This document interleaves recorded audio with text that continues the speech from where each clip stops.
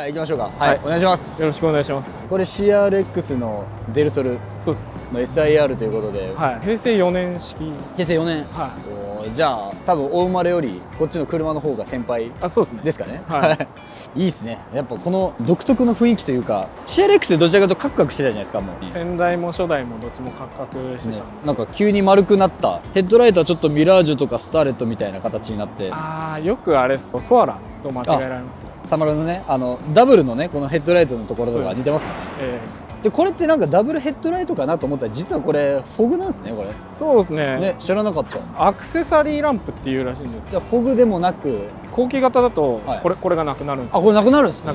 デルソルといえばこの4灯のね、これ何の車だろうっていう感じは前期にしかないですね、逆に言うと。そうですね。で、後期だとバンパーのデザインもちょっと変わってくるんです。これもうちょっとつるっとしてるなと思ったら、これ実はニコイチで後ろ下が EK で上がデルソルのバンパー。上はデルソル純正使いながら半分は EK9 の後期が使われてるっていう。あえて EK の後期だから、このダクトがね、ここがあってかっこいいっすよね。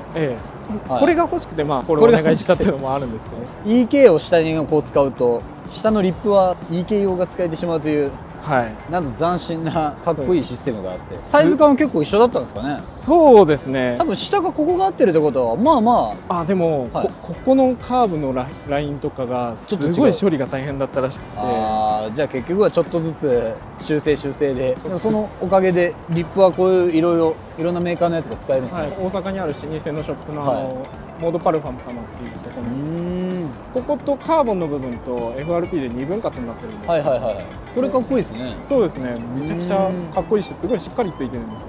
確かにこういうのは大体ペラペラなやつが多いんですけどね。でしかもバンパーワンオフで作って、こっちリップも無加工でついたんで。無加工なんですかこれ。すごい尻が良くて。いいですね。なんかこういうのって今風というか、ね、かっこいいですね。この雰囲気にまた合ってて、あとこの色、これなんかホンダ車では珍しいメタリックが強めの、これなんていう色ですか。純正。これは分かんないんですよね。これが塗り直ししたらしいんですけど、EG の純正の青とは聞いてるんですけど、結構青濃いな。濃いめかつ当たると結構ね、ギラギラした感じで、何の色かは分かんない。板金屋も若干赤入ってるかもとかって言ってた。確かに紫っぽさは若干あるかもしれないですね。であとこのヘッドライトがやっぱ可愛いですね。このね、これももう補修用部品とかないんですか。やっぱないですね。一応車外で出てるらしいんですけど、この辺はもうホンダ車あるあるご相談部品の会社ですもんね。やっぱり。であとフェンダーとかはもう純正でちょっと薄く広げてるぐらいですかね。まだ自分が若い頃爪折りちょっと失敗してフェンダーボコボコになっちゃったんで、なるほど。それをちょっと板金で綺麗にしてもらったんで。綺麗ですね。やっぱこのかぶり仕様がやっぱ特徴ですか。これはそうですね。だいぶかぶってますねこれね。デルソルはもう本当に純正なんか両生類みたいな顔してるんですけど、リップつけて下げるとすごいいい感じに決まるんです。確かに。あと台数いないんで唯一無二感出ますよね、やっぱり。そうですね。これは RPF1 ですかね。ロードスターなんかと同じようなサイズが履けるんで。そっか、サイズが15なのか。でもキャリパー結構でかいんでホイールを選びそうですね、だいぶ。これは EK の純正キャリパー。EK 純正なんだ。ちょっと大きくなってるんですかね。ローターもリクセルのちょっと大きいローターが付けられるんで。こう見ると外から見たら結構パツパツなんでかっこいい。洗車の時ホイールの内側洗えないです。だからあんまりここからスプーンキャリパーとか入れるとなると、またホイールを買い直し説も。車外つけるほどブレーキにまだ困ってないから軽いですもんね。やっても NSX キャリパーとか EP3 キャリパーとかでも十分っぽいですね。あと後ろもやっぱこのかぶり仕様、これもやっぱり車高を下げてるからゆえのこの薄い感じが出るんですかね。なんか CRX っぽさというか、この低い塊というか。それはそうですね。下げると特に薄さが出るんで、あとなんかちょっとビートっぽさも出てくるんですかね。知らない人が見たら、エンジン後ろに乗ってるかもって思われる。いや僕もそう思いました一瞬。後ろは結構長いじゃないですか、ここが。珍しい感じなんで、ここが結構こうなんていうんだろう、トンネルバック風なんで、エンジンが乗ってるんじゃないかっていう期待を戻してくれるんで。昔オプションかなんかでデルソルの MR 仕様みたいなの作った企画があったんで、だいぶ変態な。総額1億かかったとかなんとかっていう噂を聞くんで。やばいですね。もう車もう100台分ぐらいの。たまに海外とかの方でも出てきます。デルソルの MR 仕様。海外の方が人気なのかもしれないですよね。そうですね。でも今見たらやっぱかっこいいなと思うんですけど、当時は斬新すぎた。あと先代が強すぎた。ああまあ確かに EF がね、やっぱあれが軽くてもう走りに特化してたんで、でこの車から急に屋根開くしなんか電動になってるし重いしで全然人気なかったんですよ。今見るとね、ああやっぱかっこいい車だったんだなって分かるんですけど、あとこれウィング純正なんですか？これはそうですね、多分オプションですかね。リアスポイラーになるんですけど、これも後からつけるとなったらパーツ探しから永遠に進まなさそうな。汎用の羽買った方が早いような気がする。早そうですよね。あとマフラーはこれ多分 N1 かな。これはスプーンですね。ね、かっこいい。加工してどうにかつけて。これもなんか EK とか EGO とかなんですか？それがですね、つかないんですよ。つかないですか？オーバーハングの違いとか、駅マニと触媒まではつくんですよ。その後ろがつかないんですね。であとこれやっぱりこの車といえばやっぱ屋根が開くっていうのが特徴だと思うんですけど、これなんか実はトランクをちょっと開けていただくと、ちょっとやっぱ走りには軽量化が必須ということで、ちょっと汚いんですけど、軽いは正義。おお、こうなってるんです。えぐい。ここも全部取ってるんですか？なんか内張りもそうですね、全部取ってあって、でここにはなんといろんなあるべきものがなくなり、はい、モーターがもともとついてたんですけど、それ全部外してあって、もともとは電動でこのトンネル部分がこうガンと上がってこうちょっとスライドしながらこう収納されていくような形が、フォークリフトみたいなアームが出てきて、屋根がこう、それが多分ここにフォークリフトの支柱があった後なんですね。これ純正結構重かったんじゃないですか？60キロとか70キロぐらい。ここの60キロぐらい軽量化めっちゃ動き変わるんじゃないですか？そうですね、外した直後にちょっと軽く山走ったらめちゃくちゃ速かったんで、いや速そうですね。これコンピューター後ろにあるんですね。これがですね、コンピューターなんですけど、ルーフのコントロールをしてる ECU で、これはさすがに取ると怒られるんですか？やっぱりこれ取ると窓が閉まらなくなっちゃうんです。それは勘弁してほしいですね。ついてるとそのルーフの開けるスイッチを押すと窓が全開になるんですよ。なるほど。そのコントロールをここでやってるんで、じゃあこれはなかなか取れないっていうことなんですね。であとこの赤いのは後付けなんですか？やっぱりそうです。これが手動のマニュアルトップってモデルがもともとデルスがあったんですけど、それのヒンジ、これがないとじゃあ何も支えるものもなく。そうですね、ないんで、こっちキャッチは純正が取ってる感じですか？キャッチがマニュアルトップってモデルとこのトランストップってモデル別々なんですよ。別々なんだ。だからつかないんですよね。これにしちゃうとつかないってなってこれになったんですよ。なるほど。じゃあこれもマストだしこれもマストでないとこれ外せないってことですよね。そうですね。根気よくヤフオクとか見てそのマニュアルトップのヒンジを見つけたらいけなくもない。すげえあるじゃないですか。走ろうと思ったらやっぱ外した方がね。外した方が後ろの動きも全然違うし、あとここも下げられるんですか？ここは下がります。いいですね。これオープンカーならではの気持ちよさがちょっと開けてもらっていいですか？いいです。すげえ面積でかっ。こんな開くんだ。やば。そうですね。これすごいな。でもロールバーないとちょっと怖くなってくるなこれ。これ窓開くから運転席側と助手席の窓開けてても、風が全部通り抜けてくる。そうか。じゃあ髪の毛ボッサボサにならない。ならないですね。結構快適ですね。これ珍しいな。であとはこれ普通だったら自動で外れるんですけど、これ今手動ですか？もう今自分で取るしかない。なるほどなるほど。ただ外した屋根の行き場所がなくなるんで、もう多分開けることはない。そうですよね。家に置いてくるとか軽タハム状態になってしまうという、本来ならそのマニュアルトップってモデルだとそのトランクの中にその屋根を固定するピンがあるんですけど、それがないんで、別にそんな開けて走るようなこともここが開くんでね、結構爽快感はあるんじゃないかなと。それだけでもだから元オープンカーって呼んでるんですけどよく S2 でもねハードトップ化する人いっぱいいるんで。そうですね。ロードスターとかでもね。そうですよね。いやーかっこいいな。なんか本当独特な形してるな。なんか後ろだけ見るとフェリオっぽさもあるし、CD のアコードっぽさもあるし、横から見たらちゃんと低い S2000 っぽいし、エンジンは B 型だし、B16A が乗ってるんですね。じゃあちょっとエンジン見せていただいて。いいですね。これもう一個のグレードは ZC なんですか？ D15 になって後期型から D16 になります。さあどうも。いいっすね。見慣れたヘッドが結構綺麗にされてますね。液マニも右側ちょっと配線処理したいんで、将来的にはちょっとワイヤータック仕様にしたい感じがちらちら。そうですね。買った当初から比べるとだいぶすっきりしていただいたんで、かっこいい。これプラグカバーがスピードファクトリーだっけなっていうところのカーボンのやつ。カーボンになってる。でこれエンブレムなんです。エンブレムなんですか？でヘッドは色塗り直してるんですか？色塗り直したものをちょっといただいたとかに。なるほど。であとはゼロセンチャンバーーがこの辺はついて、やっぱこれ B 型につけるとマジで切り替わりが激しくなるんで、結構吸い込みしますよね。ですね。夏場はちょっと遅くなるとは言いつつも音が気持ちいいんで関係ないという。確かにね、あとはもうラジエーターが酸素アルミぐらい分厚いですね。あとまあインマニ周り、本当だ、なんかちょっと変わってて、なんか変わってますね。 16B のインマニいけないんだ。じゃあちょっと太くなってるんですかこれは。でビッグスロットル、K チューンのビッグスロットルがついて、おお、いいですね。燃料レールとかハイブリッドレーシングになってる。はいろいろ変わってて、燃料フィルターがものすごく小さいものに変わってて、それのおかげでちょっとバルクヘッド周りがすっきりして見えるかな。すっきりしてるんですね。あとフレーム的にはどうですか。結構やっぱり CRX、先代の CRX はだいぶふにゃふにゃだったと思うんですけど、ちょっとは改善されてるんですか。これ以外のそのホンダ車を乗ったことはないんでわかんないんですけど、オープンボディになったからなのか、ちょっと剛性は高めにできてるらしい。でここから多分 EK9 とかと同じ純正のターバーがね、多分ついてると思うんで、あとはもう駅マニはどこのやつなんですかこれ5次元ですね。あ、5次元なんですよ。綺麗ですね、かなりね。中古でいただいたものを磨いたんで、めちゃくちゃ磨かれてる。かはっこいいな。ミッションは5速。はい、純正ですね。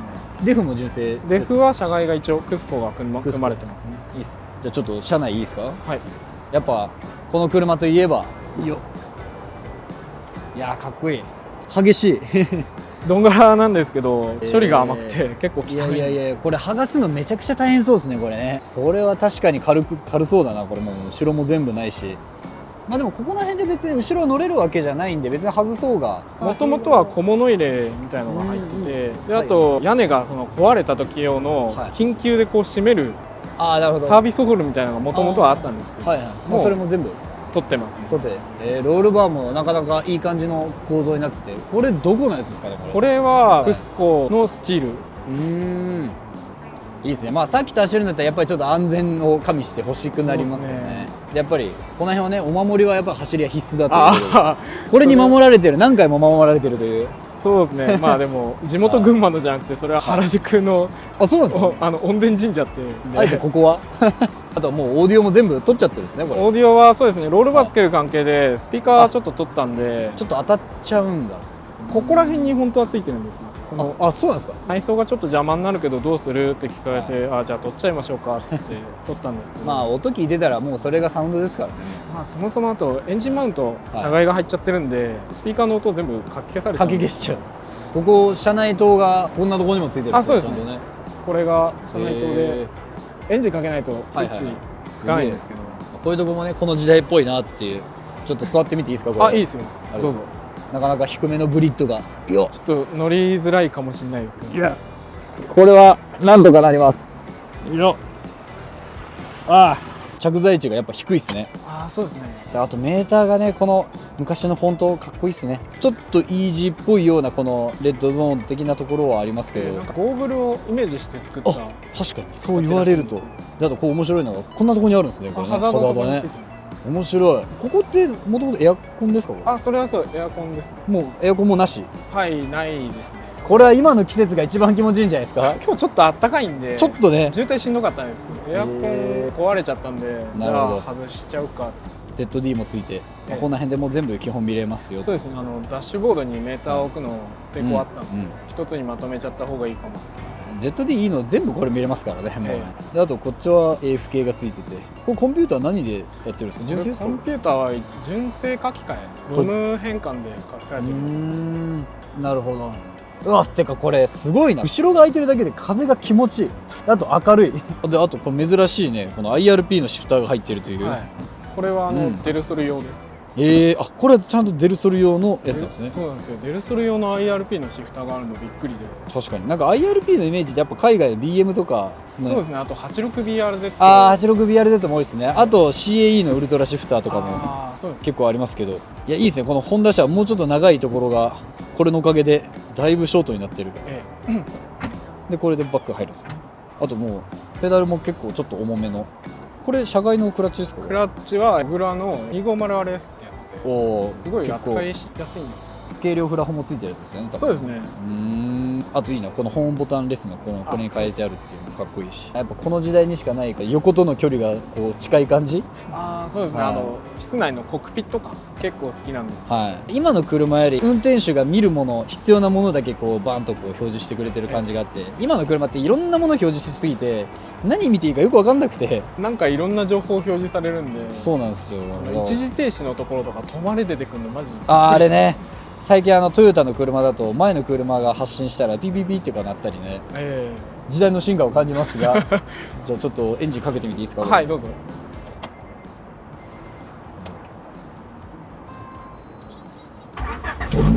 エンジンマット買った。これめちゃくちゃ硬くないですかこれ。ハスポートさんっていうとこのハスポート、こんな硬かったでしたっけ。エンジンマウントで結構硬めのものを使ってるんですよ。これリジットじゃなくジュラコンですか。ジュラコンですね。高度が96とか94とかついてる。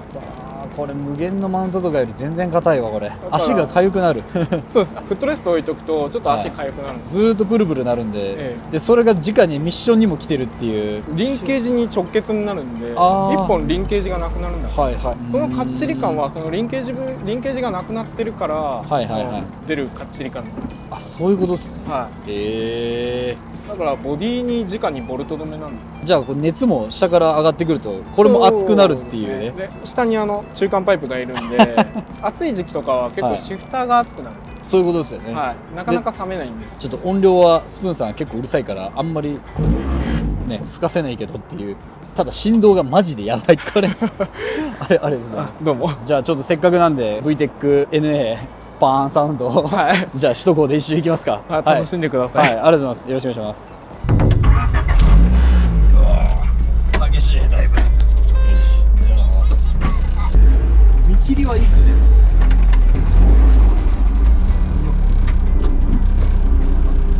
ハンドルが重い。もうこの IRP も前の車つけてたんで全然違和感ないんですけど、これ初めて乗る人だったらシフトミスするんじゃないかって。結構怖そうですよね。実際でも高回転まで回すとすんなり入ってくれるんで。そうですよね。いやもうすでに軽さが出てるアクセル踏まなくてもやっぱもう加速がねいいっすもんね。そうなんですか。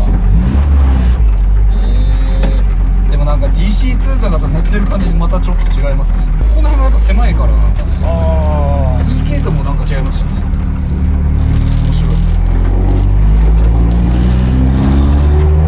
よく事故してる。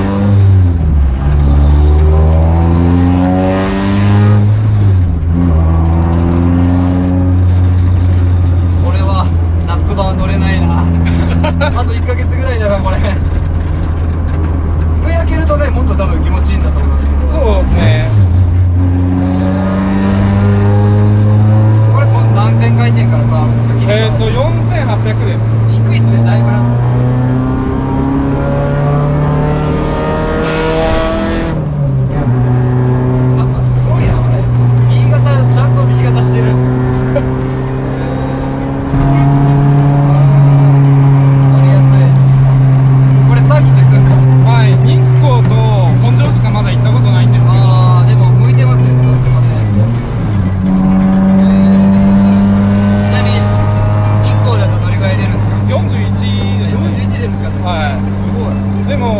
ポテンシャル的にはもっと全然出せると思う。全然いきます。でも足も結構いい感じですね。なんか日光とか良さそう。確かに。車高中は一応戸田がついてます。バイテックスダンパーいいっすね。マネレートどんな感じですか。前後18の16です。16。そっか、これ前後ダブルシュコース。だから乗り心地はいいのか悪いのかわかんないんですけど。まあでも軽い車にしてはいいんじゃないですか。なんかこれがスイフトとかだともうちょっと後ろがビクビクしちゃう。あとまあやっぱ屋根もともとは開く車なんできしみ音がすごいんですよ。そうですね。なんかどっから鳴ってんだろうなっていうねこれ。それが乗ってても全然わかんないんですよ。わかんないですね。いろんなとこから鳴ってるのわかんない。これは気持ちいい。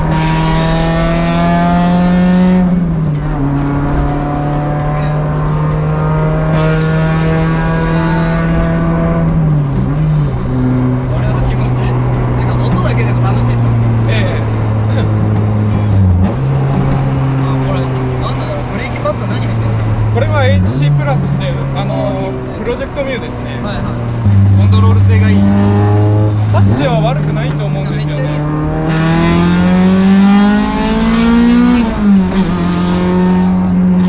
これはサーキット行きたい。もう意外にアクセルペダルが遠いというか、そうですね、ちょっとヒール&トゥー癖があるかもしれないです。ああ、いい。これはコーナー攻めたくなる。これはFF にしては曲がると思うんですよね。そうですね、結構フロントも軽くて、あれぐらいのスピードでも後ろがちょっとずつ来そうだなって感じはします。ちょっとオーバーっぽいですね。そうですね。でも日光とかだとあんまりオーバーっぽく作っても難しいし、でもアンダーっぽくても難しいし、日光の3、4コーナーとかのドリフトでいう繰り返しあらへん、あそこら辺がめちゃくちゃ面白いんですよ。縁石飛びながら走るとすごい面白くて、マジでゼロカウンターで抜けていけそう。これ走るときは050を履かしてて、後ろだけ195なんですよ。だからちょっとオーバー気味で走れるんで、あとあんまりデフもそんなバチバチに効いてないんで乗りやすいっす。組んだのが結構前なんで、もう結構イニシャルもしてるかもしれない。パワーない車であんまり効かしても、そうですね、抵抗になっちゃうんで言われちゃう。すごいっすね、この切り回り。これは軽型にはなかったです。僕も DC5 乗ってましたけど。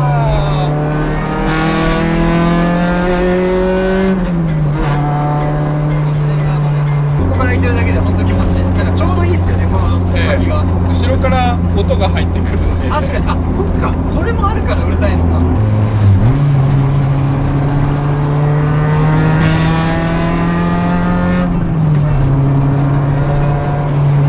車ちっちゃいっすね、やっぱり。横幅は多分そうですね、1700ぐらいです。確かそんぐらいだったかな。ホイールベースとかが EF に比べて確かに長いんですけど、でも S2 とどっこいどっこいぐらいなんですよ。いろんな車のなんかミックスって感じですね。本当にミックスなんですよね。しかも足回りがほぼほぼ全部 EG のがつくし。あ、EG なんだ。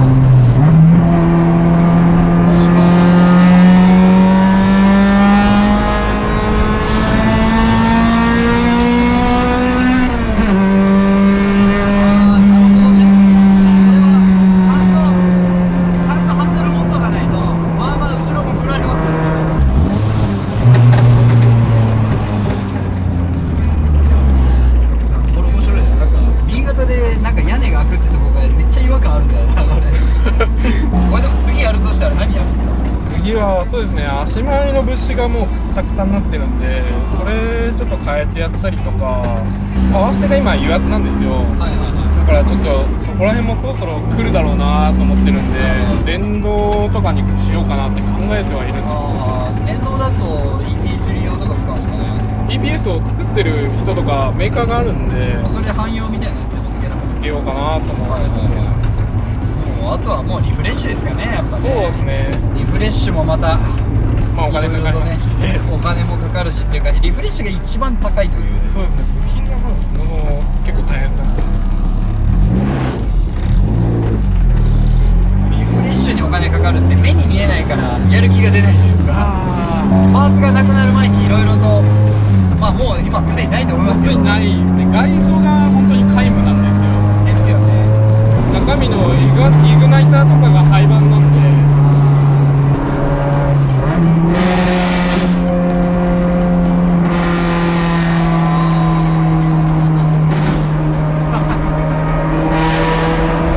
やばい、気分は感情族になってるんで。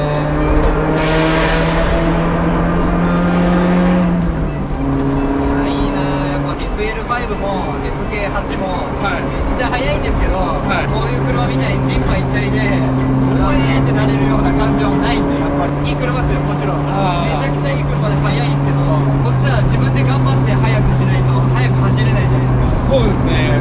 しかもシビック EG とかだと参考があるんですけど、この車の場合参考がないから手探りなんですよ。だから結構大変ですね。そこは大変ですよね、ちょっと。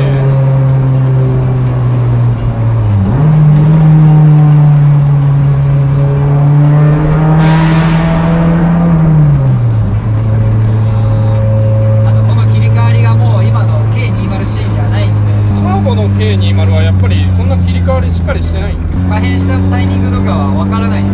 ああ、そうなんですか。まだ NA の K20 の方が分かりやすいっちゃ分かりやすいですね。K20A は NA なんで分かりやすいんですけど、まだそこの楽しさはもうないです。やっぱ今の車大きいじゃないですか。でかすぎて1900ミリとかだとこれより20センチぐらいでかいわけですよ。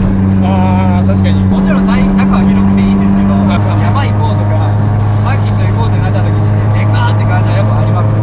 多分ミニサーキットとかだと結構大変かなと思う。そうですね。かなりそこが邪魔してくるかなっていうのと、市街地乗っててもスッスっていける感じはやっぱない。あただ直線は全然速いです。あ、まあ300馬力ですもんね。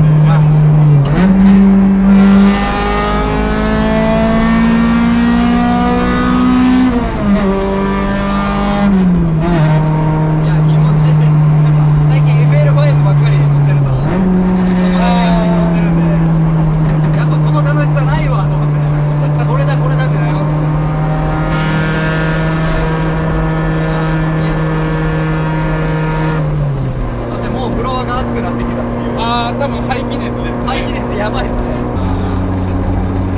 やっぱこれだいぶ軽くなってるからこそここまで加速はあると思いますけど、純正よりやっぱりちょっと速くなってますよね、インマニのおかげと。ああ、そうですね。インマニつけてビッグスロットルつけてからなんかトルクが増したっていうか効果はありますね。なんか上の抜けすごい良くなったんで。いいっすね。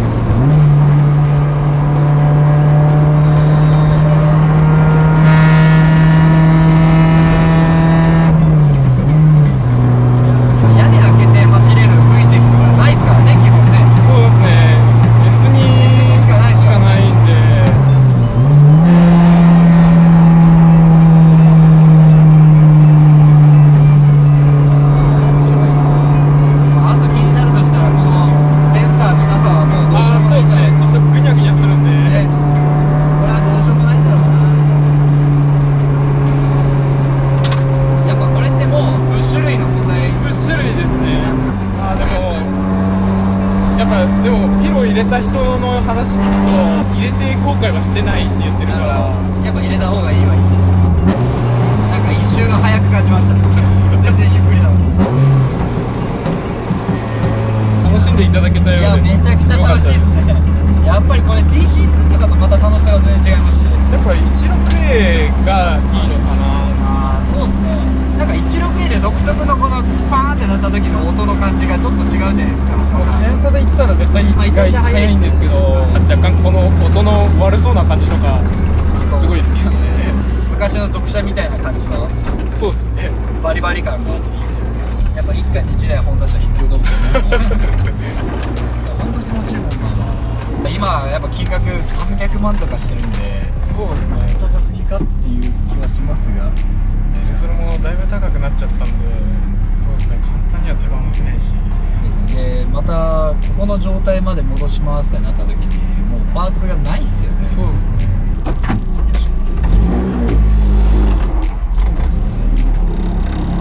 なかなかね、その時に買っといてよかったなって感じですよね。もう今は絶対買えない金額だと思う。買えないんで。よありがとうございます。いや、ありがとうございました。やっぱ楽しいな。やっぱ B 型いいな今ターボもいいけどやっぱ NA 最高っすね。はい。